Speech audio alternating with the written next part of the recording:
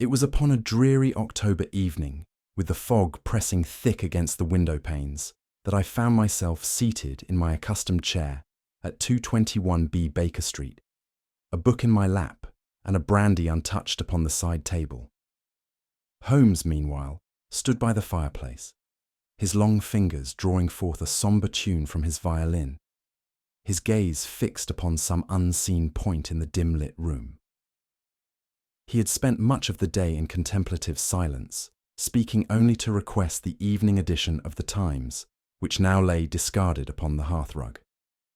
"Watson," he said at last, lowering his bow with an abruptness that startled me from my thoughts, "have you ever considered how frequently the dead insist upon defying their natural limitations?" I raised an eyebrow. "A most peculiar line of inquiry, Holmes. I cannot say I have given it much thought. And yet," he continued, moving toward his armchair with a sudden burst of energy, "it is a subject most deserving of study.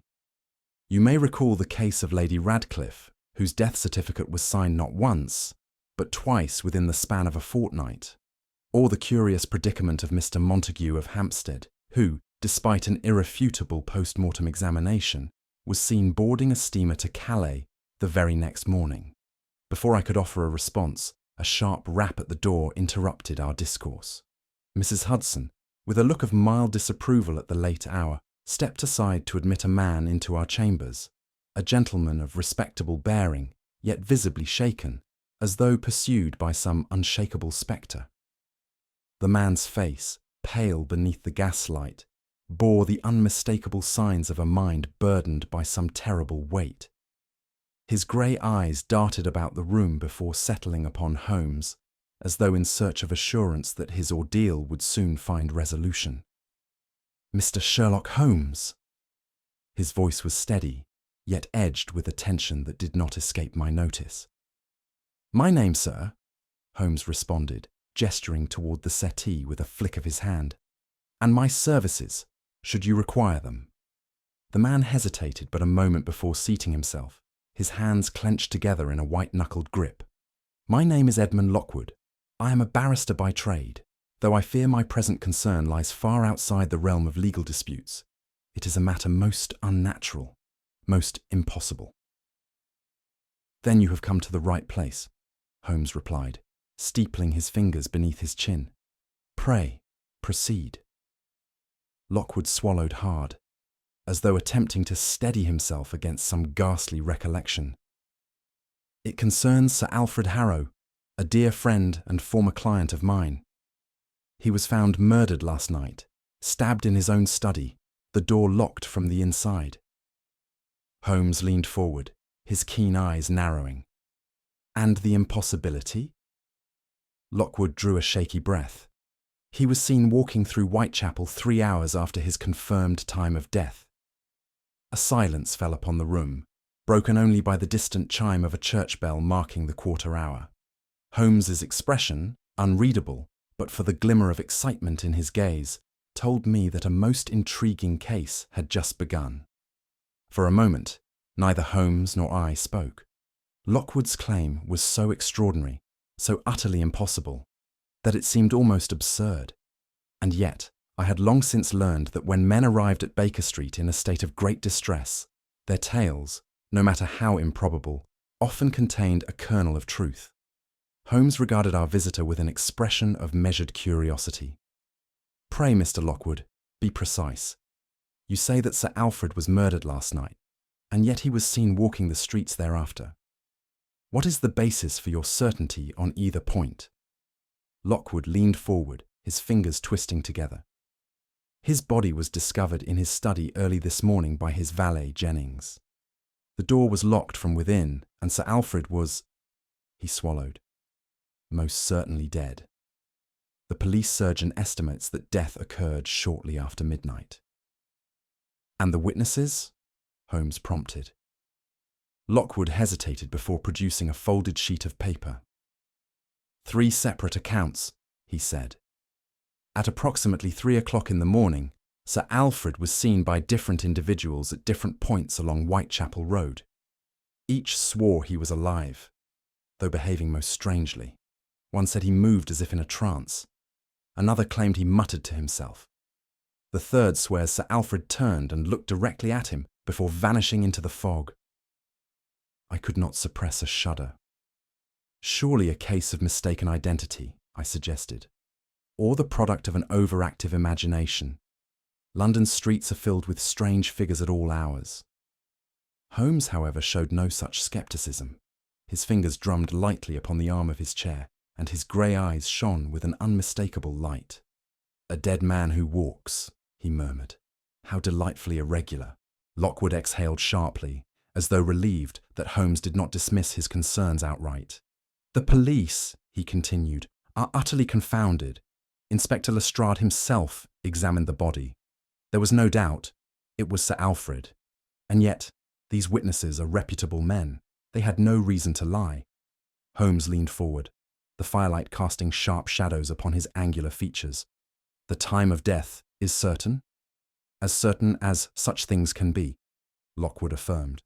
"The physician noted that rigor mortis had set in. Sir Alfred was murdered before 1 o'clock, yet these reports place him on the streets hours later." Holmes steepled his fingers. "And what of the body itself? No peculiarities?" "A single wound to the chest, a deep stab, likely fatal within moments. The study was locked from the inside, no sign of forced entry." "Fascinating." A silence settled between us, broken only by the faint ticking of the mantel clock. I could see the wheels of Holmes's mind turning, processing the details at a speed far beyond my own. "Have the police any theory?" I asked. Lockwood let out a humourless laugh. "Only that either the witnesses were mistaken, or the dead do not always stay dead." "Neither is satisfactory," Holmes said briskly. He rose, reaching for his coat. "Watson, I believe this case warrants our immediate attention." Lockwood blinked. "Then you will investigate?" Holmes shot him an amused glance as he reached for his hat. "I can hardly resist, Mr. Lockwood. The locked room aspect alone presents an engaging puzzle, but this—" He gestured toward the witness accounts. "This is something altogether unique. A man confirmed dead by the authorities, seen walking hours later. Yes, we must give this our full attention." "Where do we begin?" I asked, rising as well. Holmes turned toward Lockwood. "First, I require every detail: the position of the body, the state of the room, any unusual objects or scents. Then, we must speak with these witnesses directly. People are often more reliable than they realize, if one knows how to listen." Lockwood nodded vigorously. "Anything you need, Mr. Holmes." Holmes clapped his hands together, his energy unmistakable. "Then let us waste no time. The game, gentlemen, is afoot." The carriage rattled through the dim streets of London, the chill of the autumn evening pressing through the fog-laden air. Lockwood sat rigidly across from us, his hands clasped as though he held some invisible thread that might unravel at the slightest disturbance. Holmes, on the other hand, was entirely at ease, his sharp eyes flickering with thought as we approached our destination. Sir Alfred Harrow's residence was an imposing townhouse in the heart of Kensington, its darkened windows lending it a funereal air. A single gas lamp burned weakly at the entrance, where a constable stood watch. As we alighted, the door creaked open, revealing a sombre figure, Jennings, the valet, his face a study in grief and weariness. "This way, gentlemen," he murmured, leading us into the dimly lit corridor. The air was thick with the cloying scent of stale tobacco and something less identifiable, something faintly acrid that prickled at the senses. Holmes paused just inside the threshold. "Tell me, Jennings," he said softly. "Have you noticed anything unusual since your master's passing?" Jennings hesitated. It is difficult to say, sir. The house does not feel the same. There is a weight to it." Holmes nodded, his gaze sweeping the hall. "Yes, the weight of unanswered questions." With that he strode purposefully toward the study, where the late Sir Alfred awaited our examination. The study was a stately chamber, lined with towering bookshelves and heavy mahogany furniture. At its centre, illuminated by the dim glow of a lamp, lay the lifeless form of Sir Alfred Harrow. I had seen many a corpse in my time as a medical man, but there was something particularly unsettling about this one. His body had stiffened unnaturally, his fingers curled as though grasping at something unseen. The deep wound in his chest had long since ceased to bleed, and his pallor was ashen, devoid of any lingering warmth. Holmes knelt beside the body, his keen gaze scanning every detail with the precision of a master craftsman at work. He reached for Sir Alfred's hand, lifting it gently before allowing it to drop. There was no resistance, no elasticity in the flesh. Rigor mortis is well advanced, I observed. He has been dead many hours. Indeed, Holmes murmured. And yet, according to our witnesses, he was walking the streets at 3 o'clock this morning. He reached into his pocket, withdrawing his magnifying lens. Observe, Watson. The fingertips, stiff, unnaturally so. I frowned. Yes, but... Holmes's eyes gleamed. But they should not be. Not if he had truly died at midnight. Jennings made a strangled noise. What are you saying, Mr. Holmes? Holmes replaced his lens and straightened. I am saying, my dear Jennings, that Sir Alfred Harrow may have been murdered. But the moment of his death is a far greater mystery than we have been led to believe. Holmes rose from his examination of the body and turned his attention to the room itself. The heavy oak door stood ajar, though I noted the key remained in the lock, on the inside. Jennings had described breaking it down at dawn, when Sir Alfred had failed to respond to repeated knocking. A locked room, Watson, Holmes murmured, turning the key thoughtfully. A puzzle which has defeated many an investigator, and yet, if approached with the proper method, often proves to be little more than an illusion. Lockwood, still hovering anxiously near the threshold, spoke with some urgency. The police found no sign of forced entry. The window was closed, the door locked from within, and the servants heard no struggle. It is as if the murderer simply vanished into thin air. Holmes glanced at the key in his hand before replacing it with a faint smile. Nothing vanishes, Mr. Lockwood. A crime is but an equation with missing numbers. Our task is to find them. He moved swiftly to the window, testing the latch. Curious, he murmured. This window was shut when Jennings entered. Yes, sir, the valet confirmed, bolted from the inside, just as it is now. Holmes nodded and continued his survey, his sharp gaze flitting from shelf to shelf, from the patterned carpet to the writing desk. I had seen him in this state before, his mind like a steel trap, absorbing every detail, no matter how insignificant it might seem to lesser men. At last he straightened, his expression unreadable. There are signs, Watson, he said, that Sir Alfred was not alone in this room when he died, and more to the point, his visitor did not depart in any conventional manner. I followed Holmes's gaze as he stepped toward the fireplace, where a cigar rested in the heavy glass ashtray. He picked it up delicately and examined the half-burned length. Interesting, he murmured. Sir Alfred, I presume, was not in the habit of smoking cigars. Jennings hesitated before answering. No, sir, he preferred a pipe. I cannot recall ever seeing him with a cigar. Holmes nodded. And yet here we have one, burned to an exact degree. A peculiar inconsistency. He placed the cigar back with care and turned his attention to the floor. I had thought the carpet unremarkable until Holmes crouched and ran a gloved finger along its surface. Mud, he said softly, but not the ordinary street grime one might expect. He straightened and turned to Jennings. Tell me, has it rained in London these past days? Jennings frowned. No, sir. It has been dry all week. Precisely, Holmes said. And yet, we find here a single muddy footprint near the fireplace where none should be. Lockwood shifted uncomfortably. Are you suggesting that someone entered the room unseen? Holmes gave a thin smile.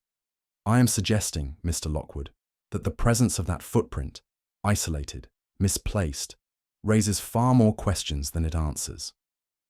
Moving to the window, he studied the latch with great interest. Loose, he murmured, but not broken. And note, Watson, the faint scuff marks along the sill. Someone opened this window recently, carefully, deliberately. But the drop to the street below, I protested.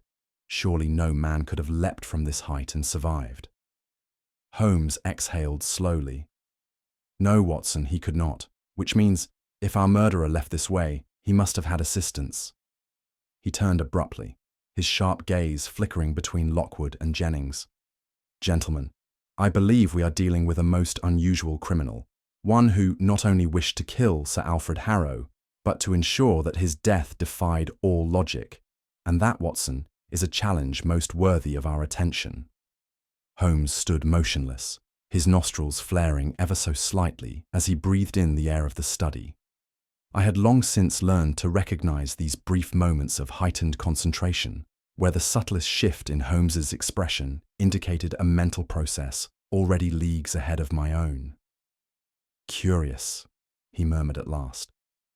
I followed his gaze, but he was not looking at the body, nor at the footprints or the loosened window latch. Instead, he tilted his head as though listening to something beyond my perception. "Watson," he said suddenly, "do you notice it?" I hesitated, glancing around the room. "Notice what?" "The scent," he replied. "Something distinct, something out of place." I inhaled deeply, but detected nothing beyond the expected smells of a closed room. Tobacco, aged paper, the faint musk of old furniture. "I cannot say that I do." Holmes strode toward the heavy curtains that framed the window. With a swift motion, he parted them and leaned in. When he turned back, his expression was unreadable. "Camphor," he declared. "Camphor," I repeated. "The medicinal oil." "Indeed."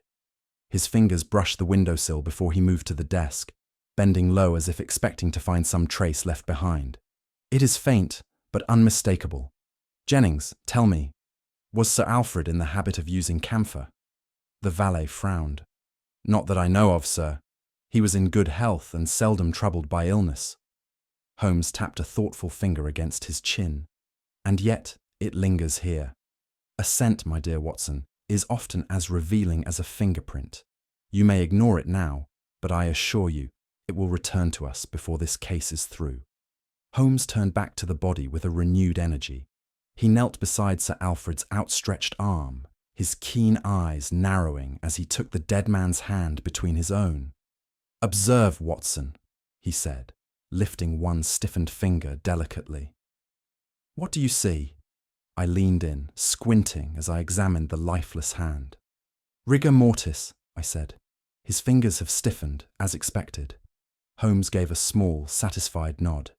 "Yes, but do they not strike you as unnatural?" I frowned. "In what way?" He let the hand drop gently and sat back on his heels. "Rigor mortis follows a precise course, beginning in the jaw and neck before extending to the limbs. The degree of stiffness we observe should correspond with the estimated time of death. And yet these fingers—" He lifted them again, flexing one gently against the resistance. "They are more rigid than they ought to be at this stage." A small shiver ran through me as I considered the implication. "Are you suggesting that he did not die at the time assumed?" Holmes's lips twitched in the faintest smile. "I am suggesting, Watson, that the body of Sir Alfred Harrow is keeping a secret." He rose abruptly and dusted off his hands. "We must proceed carefully. A man who was both murdered and seen walking after his death is bound to have more than one contradiction hidden beneath the surface." The mist curled thickly through the narrow streets of Whitechapel as Holmes and I stepped from our hired cab. The gas lamps cast dim pools of light upon the cobbled pavement, and the distant toll of St. Botolph's bells rang hollow against the midnight air.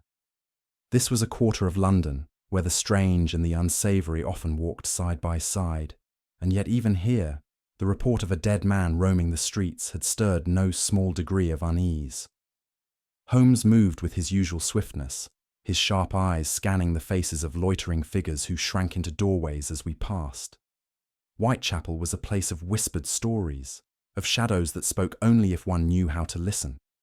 Our first informant was a night watchman, a grizzled man with the unmistakable air of one who had seen too much in his lifetime. He had been stationed outside a warehouse near Leman Street when he beheld Sir Alfred Harrow walking unsteadily past him. "It was round 3 o'clock, the man muttered, rubbing a calloused hand across his jaw. "Dressed fine, but moving like he weren't quite right in the head. Pale as a ghost he was, and his eyes—" He shook his head. "Didn't seem to see me at all, like he were looking through me." "And he spoke?" Holmes pressed. The man hesitated. "Nothing clear. Maybe a mumble. Could have been talking to himself, but I couldn't make out the words." Holmes nodded, his expression unreadable. "You are certain it was Sir Alfred?" "As sure as I'm standing here, sir." Holmes turned abruptly. "Come, Watson, there is more to be learned before the night is done." We proceeded through the winding alleys to a small lodging house, where our second witness, a flower vendor, had reported seeing Sir Alfred in the early hours. She was a woman of middle age, shrewd-eyed, her hands permanently stained with the dust of the streets. "Oh, I saw him all right," she said at once, when Holmes had barely finished his introduction. "Was just past 3:30. He came walking slow, like a man half asleep, muttering under his breath." Holmes's eyes gleamed. "You are certain he spoke?" "Clear as day, muttering something about time. Kept clenching his hand against his chest, like he was in pain." "And what did he say, precisely?" The woman frowned. "Hard to say, sir. Something about too late. And the time. Holmes pressed his fingertips together. "Curious. Our previous witness reported that Sir Alfred was utterly silent, yet you recall him speaking. I wonder, Watson, what we might learn from our third account." The third witness was a young newspaper boy, no more than 13, who had been hawking early editions on Commercial Street when he saw Sir Alfred passing by. "I saw him stop right across from me," the boy insisted. "He turned, looked straight at me, then kept walking." "You are certain he saw you?" I asked. "As sure as anything." The boy's eyes widened. "And I'll tell you something else. He weren't no ghost. His boots made sound on the pavement. Ghosts don't do that, do they?" Holmes gave a thin smile, but said nothing. He turned abruptly, leading us back toward the waiting cab. "Well, Holmes," I said as we climbed in, "you have now heard 3 accounts of Sir Alfred's wanderings. One saw him in a daze, another heard him speaking, and a third insists he was wholly aware. What do you make of it?" Holmes only tapped a finger against his temple. 3 accounts, 3 variations, yet one truth. We are getting closer, Watson. Much closer indeed. Holmes remained deep in thought as we made our way through the winding streets of Whitechapel, his long strides carrying him forward with an urgency I had come to recognize as the signal of an active and engaged mind. He spoke little until we reached a small flower stall at the corner of a narrow lane, where an elderly woman sat arranging violets in neat bundles. "Mrs. Tibbs, I presume?" Holmes asked, doffing his hat. The woman eyed him with suspicion but nodded. "That's me. And who might you be then?" "Merely an interested party," Holmes replied smoothly. "I understand that you witnessed something rather unusual last night, an individual observing Sir Alfred Harrow before he disappeared into the mist." The woman pursed her lips. "Aye, that I did. Tall woman she was, wrapped in a dark cloak, hood drawn up tight. She weren't selling nothing, weren't waiting on no one, just standing there, watching him." Holmes leaned slightly forward. "Describe her posture." Mrs. Tibbs blinked. "Begging your pardon."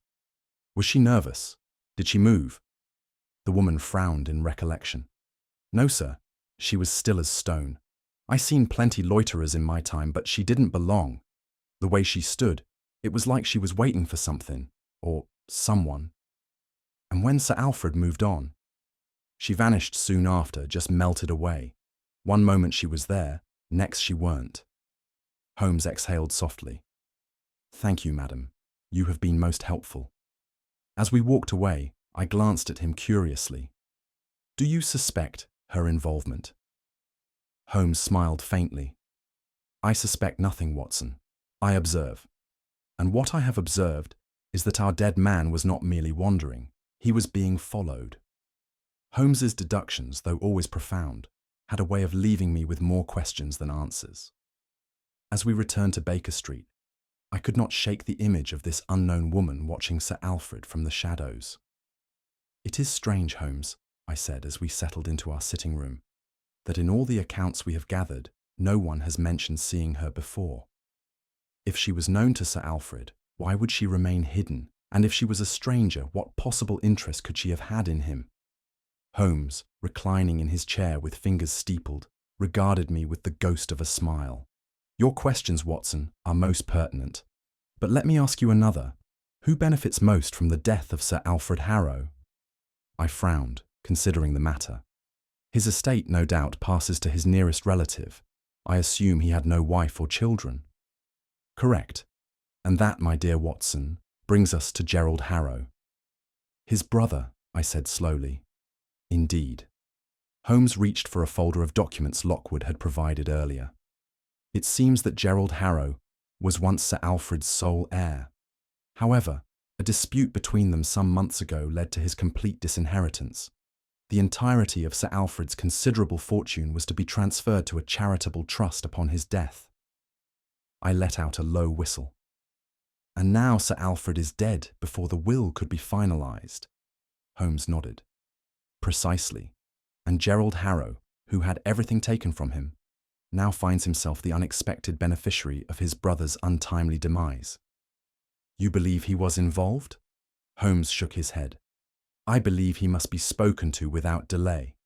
If he is innocent, he may yet provide us with valuable insight. And if he is guilty—" A sharp gleam entered his eye. "Then, Watson, we shall be dealing with a most dangerous man indeed." Holmes wasted no time in setting our course toward the lodging house where Gerald Harrow was last known to reside. Though once a man of considerable means, his estrangement from Sir Alfred had left him in far humbler circumstances. The landlady, a sour-faced woman with a keen eye for trouble, received us with folded arms. "Mr. Harrow?" she repeated. "Aye, he was here last night, right enough. Came in late, past midnight, and in a state, I might add." Holmes produced a half-sovereign, which had an almost immediate softening effect. "A state, madam?" She leaned in, lowering her voice.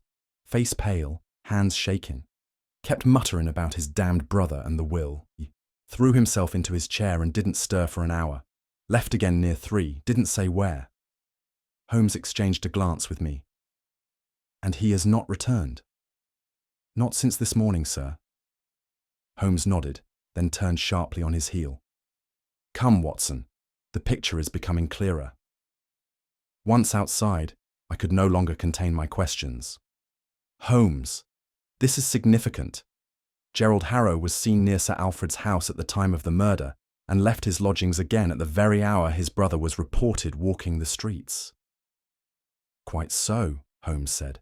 "And yet, Watson, we must remember, being in the right place at the wrong time does not make a man guilty. We have established where Gerald Harrow was, but we have not yet determined what he was doing." As we walked back toward Baker Street, Holmes fell into one of his characteristic silences. I knew better than to interrupt when he was engaged in deep thought, so I occupied myself with reviewing the facts of the case. When at last he spoke, it was with an air of quiet certainty.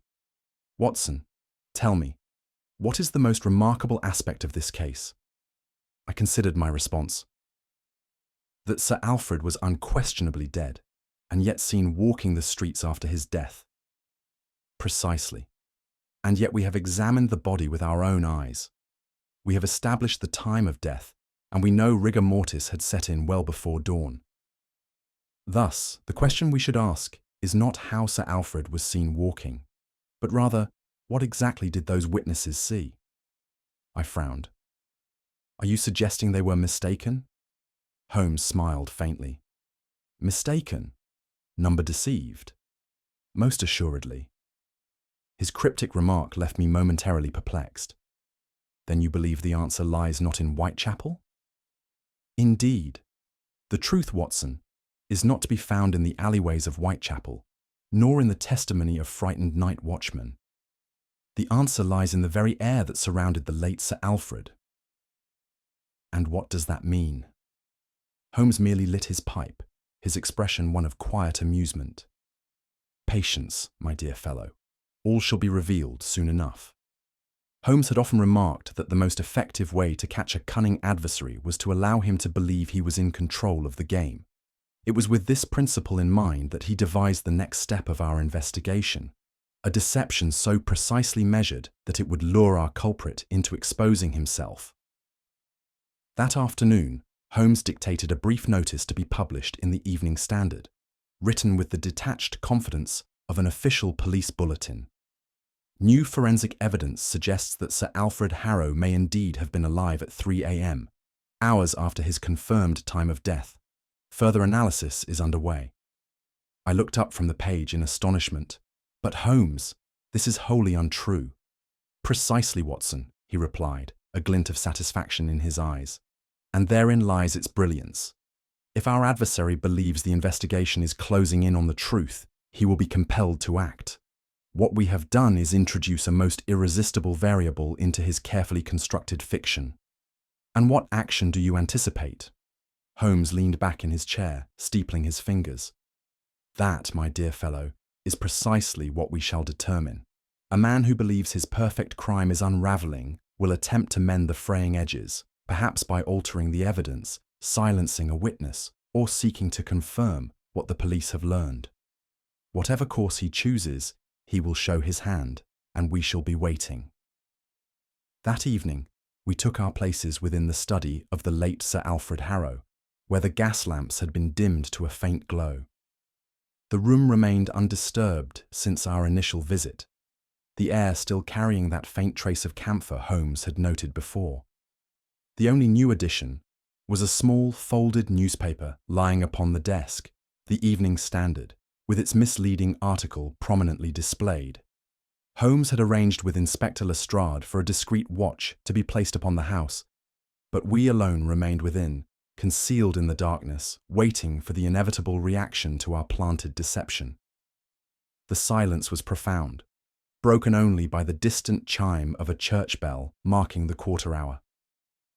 I confess that as the minutes passed, my nerves were tested to their limit.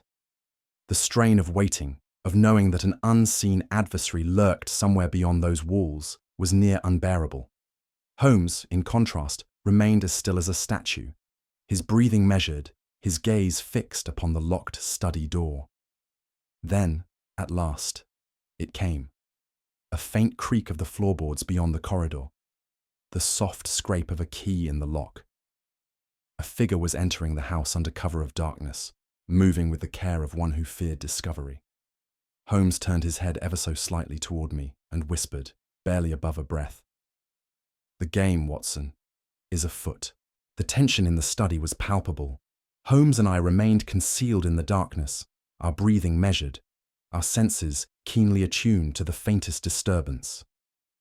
Outside, the city slumbered, its restless murmurs muffled by the thick drapes. But within these walls, we awaited the approach of a phantom, one who had already defied the laws of life and death. Then at last, it came. A sound so slight that it might have gone unnoticed to the untrained ear. The soft creak of the outer door, the whisper of footsteps gliding across the polished floorboards. Holmes shifted imperceptibly beside me, a silent signal that he, too, had registered the presence of an intruder. The steps were deliberate, cautious, betraying the anxiety of one who knew he trespassed on dangerous ground. The handle of the study door turned, slow as a predator stalking its prey. A sliver of light cut through the darkness as the door eased open, revealing a cloaked figure moving with practiced care. The glow of a lantern cast a wavering halo around him as he advanced toward the desk, toward the newspaper Holmes had so carefully placed. His hands trembled slightly as he unfolded the page, his hooded head lowering to scrutinize the damning article. The ruse had worked. Here stood the very man who had woven this elaborate deception, now compelled to salvage his crumbling illusion. Holmes's fingers tightened on my wrist, the unspoken command clear. The moment had come. Like a striking viper, Holmes launched from the shadows, his movements swift and decisive. Before the intruder could react, Holmes had seized his arm and wrenched back his hood, revealing the pale, sweat-slicked face of Dr. Miles Ashford, Sir Alfred's personal physician. The man let out a strangled gasp, his eyes darting wildly, first to me, then to Holmes, before finally settling on the doorway, as if calculating the possibility of escape. Holmes, however, was relentless. "You will not find the shadows so accommodating this evening, Doctor. Ashford," he said coolly, "your game is played, and you have lost." The doctor struggled, but Holmes's grip was ironclad. With a sharp motion, he forced Ashford into a chair, his expression one of quiet triumph. "Watson," he said without looking at me, "would you be so good as to summon Lestrade? I believe we shall have need of his company shortly." Dr. Ashford's breath came in ragged bursts. You don't understand," he stammered. "I was only trying to—" Holmes cut him off with a raised hand. "Spare us the feeble protests, Doctor. You entered this house under cover of darkness, sought out that very newspaper, and would have destroyed it had I given you the opportunity. The question, therefore, is not whether you are guilty, but how far your deception extends." Ashford's lips trembled, but he remained silent. Holmes regarded him with a piercing gaze. "Sir Alfred Harrow was your patient. You had access to him in his final hours. You alone could have administered a substance that would obscure the true nature of his death." A flicker of something, fear, rage, passed over Ashford's face. He opened his mouth as if to protest, but Holmes pressed on. The witnesses who saw him after his confirmed time of death were not mistaken. But they did not see a man defying mortality. They saw a carefully constructed illusion. A man believed dead, yet seen walking hours later. There is only one explanation, and I assure you, it does not involve ghosts. Dr. Ashford sagged against the chair, his resistance crumbling. Holmes had him cornered, and he knew it. Holmes glanced toward me, his eyes glinting in the dim light. "You see, Watson," he murmured, "the trick to resurrecting the dead is not one of spirit, but of science, and I believe Dr. Ashford knows precisely how it was done." Dr. Ashford sat hunched in his chair, his breath shallow, his gaze darting between Holmes and the door, as though weighing the prospect of escape. But Holmes, his sharp eyes fixed upon the trembling physician, had already seized the narrative. "You understand, of course, why your deception could not last," Holmes said. "Your mistake was not in the execution of your plan, which was devilishly ingenious, but in your failure to account for the minute betrayals of nature itself." Ashford swallowed, his hands gripping the arms of his chair. I do not know what you mean," he stammered. Holmes gave a thin smile. "Come now, Doctor, you are a man of science. You must appreciate the irony of your position. You wielded your knowledge masterfully, used it to confound the very laws of life and death. And yet you overlooked the one law that is never broken, that the body, once dead, does not move of its own accord." I leaned forward. "Then it is as I feared, Holmes. The witnesses were not mistaken. Sir Alfred truly did walk after death." Holmes turned to me, his gaze keen. "No, Watson. He did not walk after death. He walked before it." Ashford gave a shuddering breath, his defiance crumbling.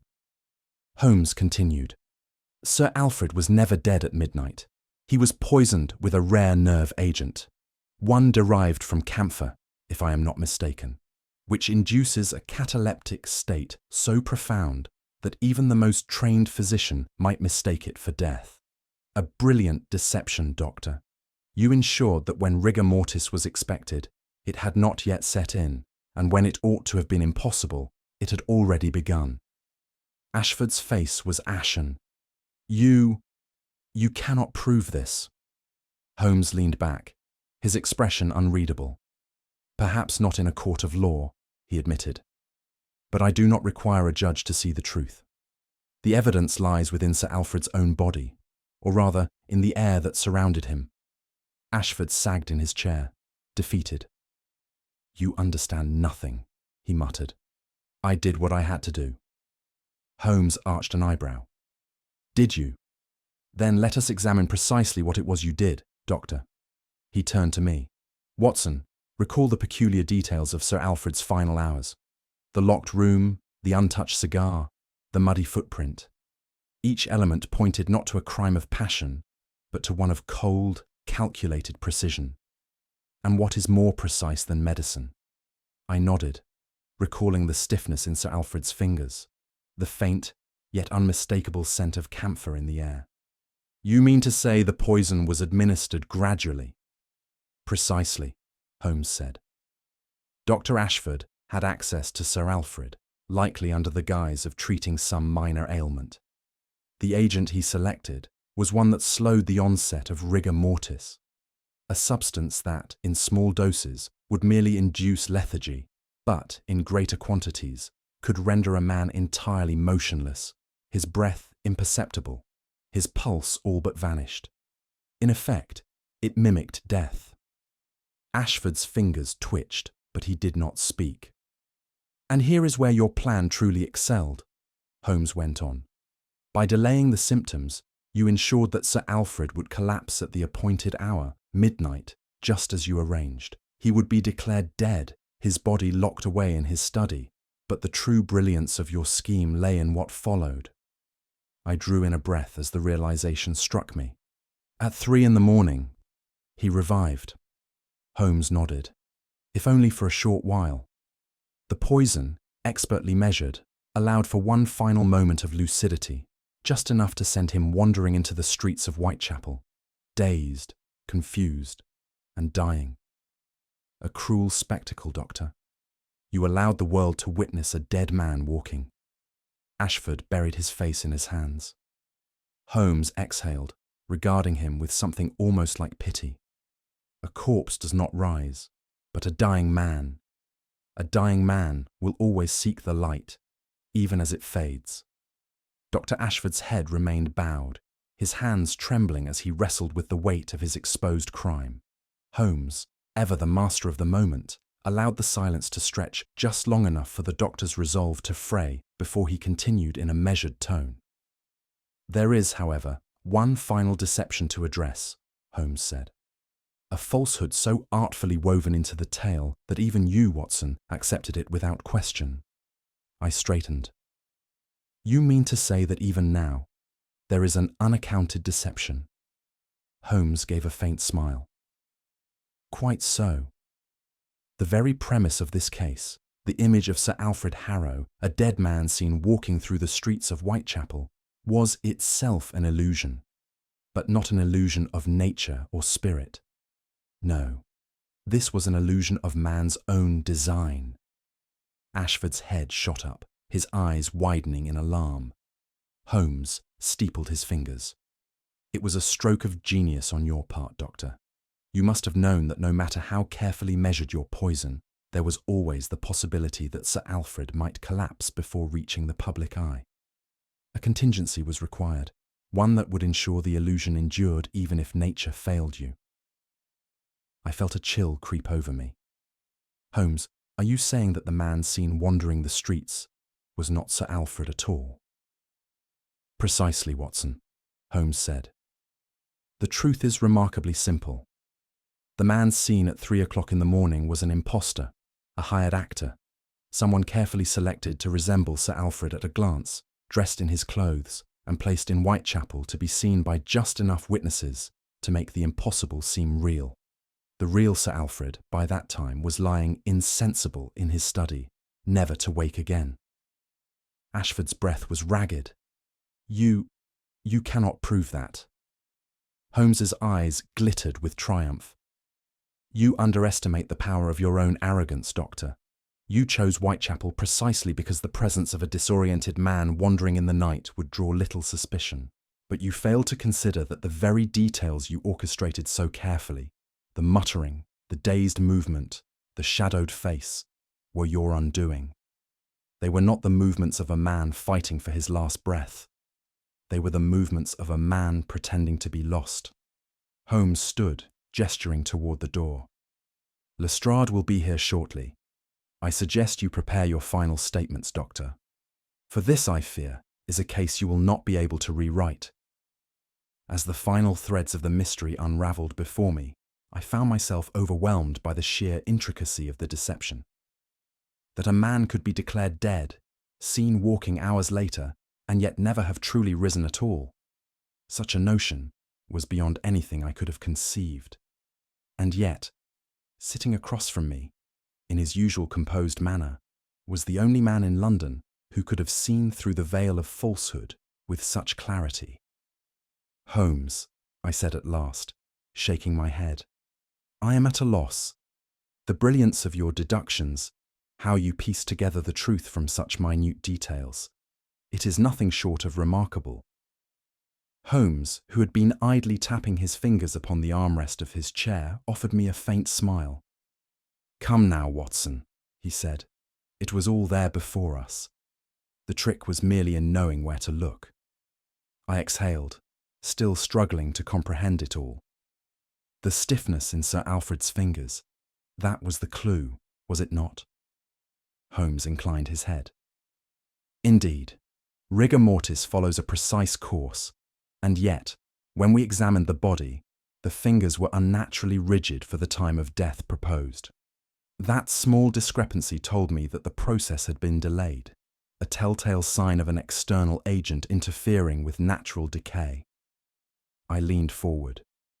"But the camphor, how did you deduce its role so quickly?" Holmes gave a slight shrug. "The scent lingered in the air of the study, Watson, though no bottle or vial was to be found.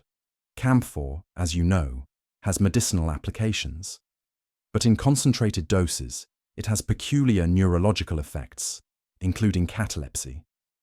Given that our victim was last seen walking under bizarre circumstances, I merely followed the scent, both figuratively and literally." I let out a breath of wonder. "And the imposter? How could you be so certain?" Holmes chuckled. "Because no man once poisoned could rise with such intent. The very idea was absurd. But a hired actor, Watson. A man carefully positioned to deepen the illusion. That was altogether more probable." I shook my head, unable to suppress a smile. "You continue to astound me, Holmes."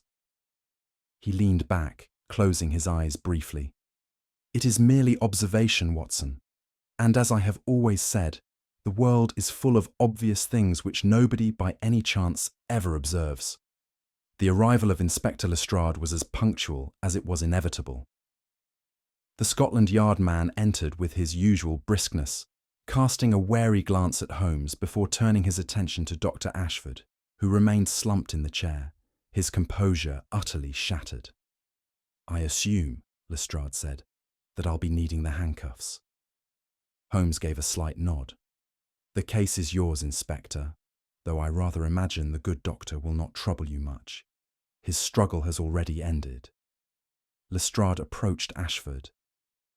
"Well, sir, have you anything to say for yourself?" The physician exhaled, his voice scarcely above a whisper. "There is no point in denying it. It was a perfect plan, until he came along." His eyes flickered toward Holmes, carrying equal measures of resentment and reluctant admiration. Lestrade motioned to his constables, who pulled Ashford to his feet. "You're a clever one, I'll grant you that," the inspector muttered. "But the law has caught up with you all the same." As they led him away, he cast one final glance back at Holmes. "If you had not interfered, no one would have questioned it." Holmes's expression remained impassive. "Perhaps, but the truth, Doctor, has a way of surfacing sooner or later." The door closed behind them, and with that the case was concluded. The fire crackled warmly in our sitting room at Baker Street as Holmes leaned back in his chair, his pipe glowing faintly in the dim light. I, for my part, sat opposite him, still contemplating the extraordinary deception we had unmasked.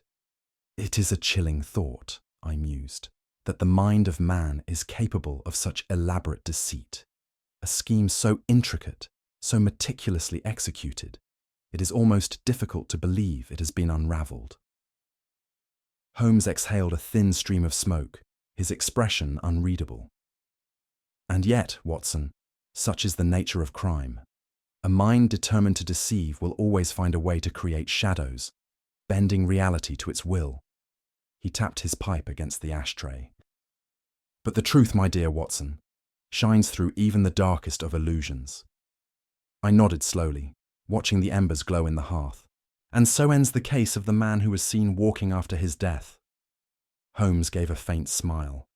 Yes, Watson, though I suspect in some dark corner of London, the legend of Sir Alfred Harrow's ghost will live on. With that, he reached for his violin, and as the first mournful notes filled the room, I knew that, at least for the moment, his restless mind had found peace. Dr. Ashford's plan was masterful, yet he made one critical mistake that ultimately led to his downfall. What do you think was his biggest miscalculation? Comment below with your thoughts. Did you enjoy this Sherlock Holmes mystery? Tell us in the comments. And if you love detective stories, don't forget to subscribe. Your support helps us bring more thrilling cases to life every day. If you like this story, share it with your friends and family. Perhaps they too enjoy a good mystery.